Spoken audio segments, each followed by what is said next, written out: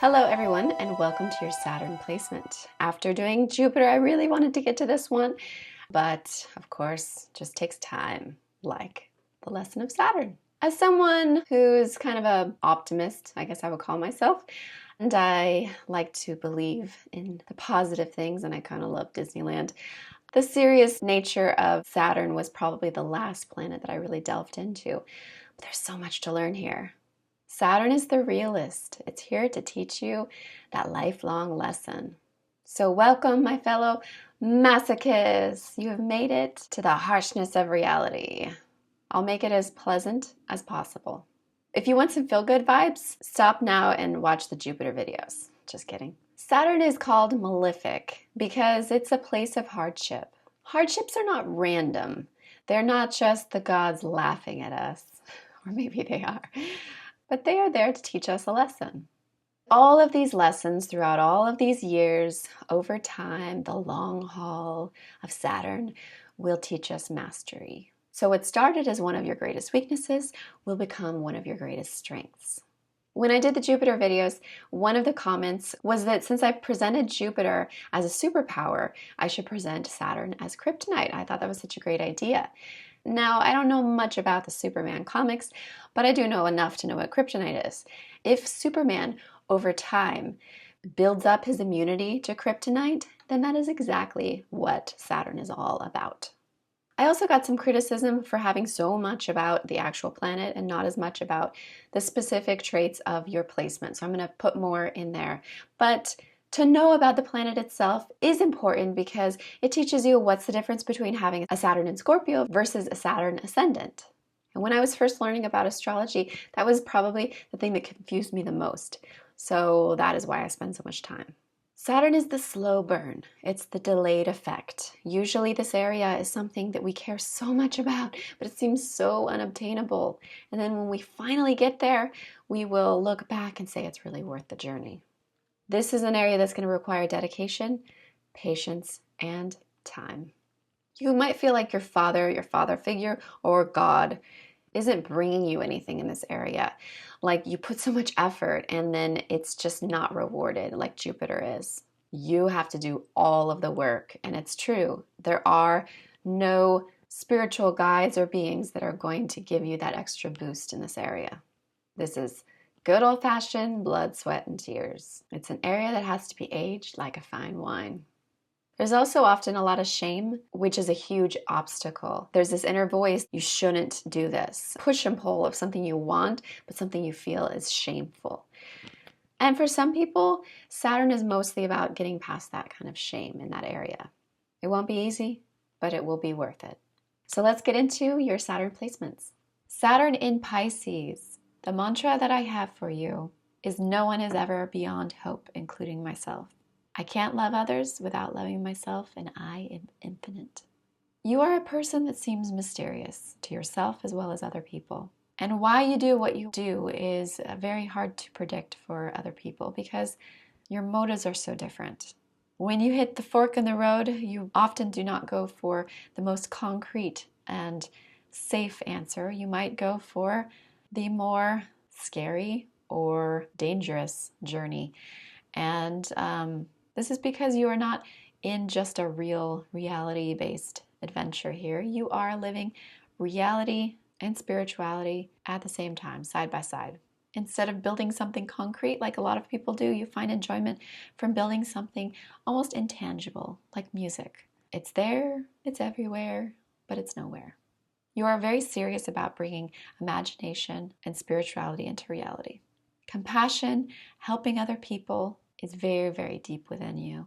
Your long-term goals in some way will be about helping the helpless or people that the world thinks are beyond repair, or understanding or connecting to the spiritual source.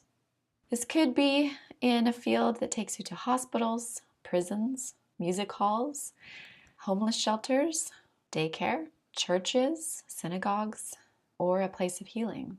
The dark side of this position is that you might have a self-destructive quality. Now, sometimes other people see it as self-destructive, but actually they just don't have the awareness and understanding of what you're doing. But other times it is self-destructive because You have a lack of boundaries, and when you're younger, you might be feeding off of negative energy in your environment and you don't know how to shut it off. You get lost. As you get older, having Saturn in Pisces means you will always have that openness and that compassion, but you'll better learn situations that are environments where you can help and environments that are just too much, that are going to just hurt you. So you'll be able to protect yourself. Sometimes it's hard for you to reach goals because it's not so much about focus as it is about flow. So when you're in the right flow, you will know if the goal is even good for you, if it's something you really actually want, or if it's something you're just going for to make somebody happy. And also having 12th house or Pisces, you might be unaware of all that you can accomplish in this life. And so learning what you actually have to share, knowing that you have value, knowing that you have something that will help other people could be just an earth-shattering concept to learn. In whatever way you want to help others, this is exactly how you want to help yourself. So I'll show you what I mean by that. If you're trying to save people from addiction, then look at yourself as well. You're probably having an addiction or addictive personality in some way. And so you're wanting to share what you don't have, somebody to help you through the addiction. So then seek out someone that can help you through the addiction as well. This is an area that's challenging. If you are seeking to nurture others, then that's a signal that you yourself need nurturing and to seek out people that can actually nurture you. Your reality is on the fringe of reality. You're tapped into spiritual realms at all times, but you're also tapped into fantasy and sometimes even delusion.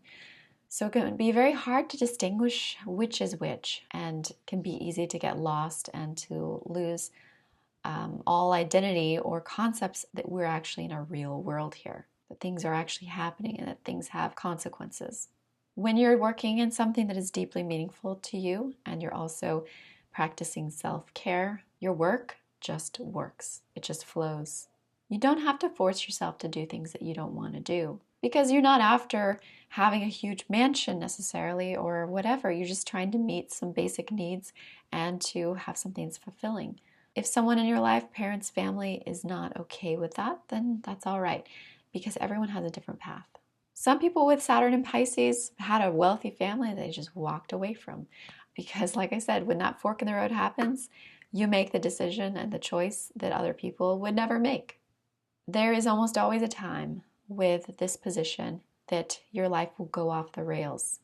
Sometimes it's mental health, could be addiction, sometimes it's depression, sometimes it's illness, but almost always this is on public display. Whatever tumultuous time you go through is something that other people are going to see playing out, because Saturn is a very public planet. It can be really hard to put back the pieces because there's always that reminder from everyone that experienced that part of your life with you, that that's who you are. But gather around you people that really care about you and that take you for who you are, the good and the bad. Also with Saturn in Pisces, it can be hard to know who you are and to see your qualities. So having somebody that you trust that can clue you into parts of yourself that you don't see, your abilities and what you're capable of that you don't see. Having this time of your life when you are reliant on someone and losing complete control gives you such a different perspective on life, which is why you have the empathy to care for these outcasts that others think are beyond repair. In a way, you have been there. These experiences give you a desire to help the most vulnerable and feared people. No one is beyond hope, including yourself. So whatever experiences you have gone through, that's not who you are. It's just a piece of the story. To lose hold of reality for a time being, and then to learn what's real, find people that truly care, and to have them help put back the life together is an experience that can make you stronger. Through this process of picking yourself up, you're going to learn about courage and discipline. And you'll probably never in this life live in a bubble reality like some people do. So even as a child, you felt like your nerves were just open. Everything just felt connected. You're experiencing the material and the immaterial at the same time. And it's hard to exist in both and not get lost in the void. So this is a challenging position. It's the difference between illusion and inspiration. Through time, you will be able to clarify the truth, what really resonates. The compassion that once made you weak and vulnerable will actually become your discernment that will make you a person that has such compassion and yet healthy boundaries at the same time. Never ever shutting someone out that is truly in need. And knowing the difference when someone's genuinely looking for connection and answers and support, and when someone is looking to attack and to hurt and to blame. You have the gift, because of this discernment, to be able to see somebody's storyline very clearly and vividly. Like, what is the point? What is the meaning? What is the deeper message that's going on here? And this is why you have a gift in things regarding sort of spiritual fields. You can see what people need, even if they don't know what they need. You're noticing these little moments when somebody overcomes their fears and changes just a tiny bit, and you see that, and it's just such an amazing breakthrough that might go completely unnoticed by the whole world and even them. That moment where somebody's changing direction and bettering their storyline. If someone has told a story about a complete stranger coming up and showing them the greatest compassion on the worst day of their life, it is often Saturn in Pisces, because they see those moments and they're often there and aware when other people have the blinders up. Maybe it's a homeless person who knows that someone was just diagnosed with cancer. Maybe it is someone at the grocery store that just knows that you just need an extra smile that day. Saturn in Pisces has experienced so many levels of deep emotion that they are able to really be with us and connect in a very profound way of healing. So hope you enjoyed my take on Saturn in Pisces, and I can't wait to do the next series with you guys.